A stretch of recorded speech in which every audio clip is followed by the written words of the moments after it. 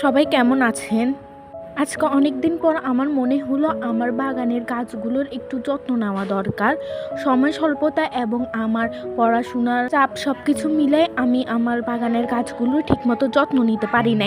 এই নয়নতারা গাছটা আমার খুব প্রিয় একটা গাছ ছিল, কিন্তু সময় স্বল্পতার কারণে আর ঠিকমতো যত্ন না নেওয়ার কারণে গাছের অবস্থা পুরো শেষ। এটা হচ্ছে নীলকণ্ঠ গাছ। দেখেন, গাছের ঠিকমতো পানি না দেওয়ার কারণে আর যত্ন না নেওয়ার কারণে গাছটা পুরো শুকাই গেছে। আমার বাগানে একটি মাধবীলতা গাছ ও একটি বেলি ফুল গাছ রয়েছে।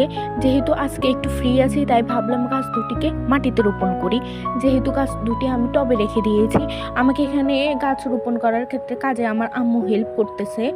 তিনি আমাকে মাটি তৈরি থেকে সব কিছু করে দিয়েছে। এই তো গাছ দুটি যখন আমাদের এখানে বন্যা হয়েছিল, পানি উঠে গেছে, তখন যেন গাছগুলো পানিতে না মরে যায় সেজন্য এই ভাঙা বালতিতে রাখছিলাম আর কি।